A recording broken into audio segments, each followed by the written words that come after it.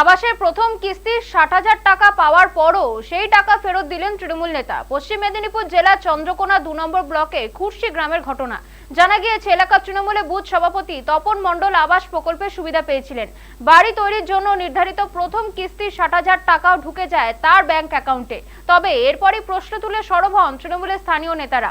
অভিযোগ ওঠে, তৃণমূল নেতা তপন মণ্ডলের পাকা বাড়ি থাকা সত্ত্বেও তিনি আবাস প্রকল্পের সুবিধা নিয়েছেন। আর এই ঘটনা জানাজানি হতেই প্রশাসনের তরফ থেকে ডেকেও পাঠানো হয় তাকে। আবাস প্রকল্পে পাওয়া ৬০,০০০ টাকা ফেরত দেওয়ার নির্দেশ দেওয়া হয় তৃণমূল নেতা তপন মণ্ডলকে। সেই নির্দেশ মতোই সোমবার বিডিওর কার্যালয়ে গিয়ে আবাস প্রকল্পের পাওয়া ৬০,০০০ টাকা ফেরত দেন তপন মণ্ডল। তবে সংবাদ মাধ্যমের মুখোমুখি হয়ে তৃণমূল নেতা জানিয়েছেন তিনি গোষ্ঠী দ্বন্দ্বের শিকার। অপরদিকে চন্দ্রকোনা ২ নম্বর ব্লকের বিডিও উৎপল পাইক বলেছেন, সার্ভের সময় উপভোক্তা ভুল বাড়ি দেখিয়েছিলেন। তবে কেউ যদি ভবিষ্যতে এই ধরনের ঘটনা ঘটায় তার বিরুদ্ধে উপযুক্ত আইনের ব্যবস্থা নেওয়া হবে। খবর আছে করার কথা বলা আছে, ঠিক আছে, রেসপন্স পজিটিভ বলুন। তাদের অ্যাকাউন্টে আমরা টাকা ঢুকিয়ে দিয়ে থাকি কোনো কারণে, ভুল করে সার্ভের দোষে হোক বা এ হোক। আমরা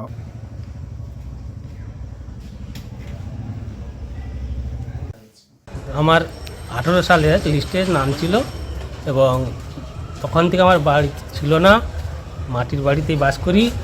এবং আমার একটি ছেলে, সে ধার দেনা করে একটা বাড়ি করে। সেই বাড়িটার মানে একজন আমারই প্রতিপক্ষ সেই বাড়িটাকে ছবি করে আর ওই বিডিও অফিসে দেখায় এবং সেই পরিপ্রেক্ষিতে বিডিও সাহেব এবং আমাদের প্রধান উপপ্রধান করে ডাকে এবং আমাকে টাকাটা ফেরত দিতে বলেন। এটা ফেরত দিলেন? হ্যাঁ, টাকাটা ফেরত দিলাম। আমি এখন গোষ্ঠীদ্বন্দ্বের শিকার এবং নাজির হোসেন খান আমাকে কিছু টাকা চেয়েছিলেন, ওই পাকা বাড়ি আছে বলে ভয় দেখিয়ে আমি দিইনি বলে ওই জন্য গোষ্ঠীদ্বন্দ্বের শিকার।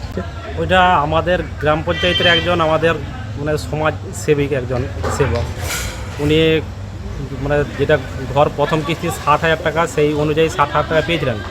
তারপরে আমরা খবর পাওয়ার পর এটা দেখা গেলো যে হ্যাঁ সত্যিকারে সে টাকা পেয়েছিল। সে সরকারের যে নির্দেশ ছিল সে বলল না, আমাদের যেহেতু আমার পাকার বাড়ি আছে, আমার টাকা যে কোনো কারণে ঢুকেছে, আমি সরকারের বিডিও সাহেবের কাছে আমি ফেরত দেবো।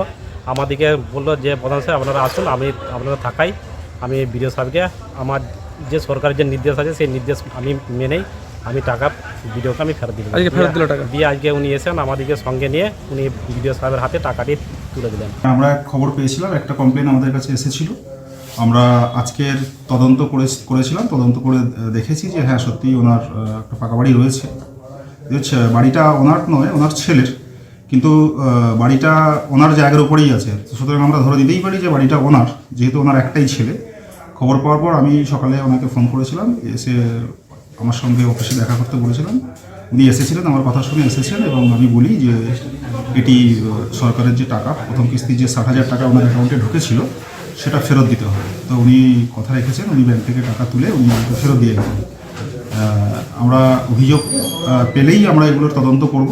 যদি কোনো অযোগ্য ব্যক্তি, মানে যাদের পাকা বাড়ি রয়েছে অথচ তাদের অ্যাকাউন্টে আমরা টাকা ঢুকিয়ে দিয়ে থাকি কোনো কারণে, ভুল করে সার্ভের দোষে হোক বা এ হোক, আমরা সবসময় ব্যবস্থা নেব এবং প্রকৃত মানুষ যাতে টাকা পায়, প্রকৃত বেনিফিশিয়ারি যাদের মাটির বাড়ি আছে তারা যাতে টাকা পায় সেটা আমরা কনফার্ম করার চেষ্টা করছি।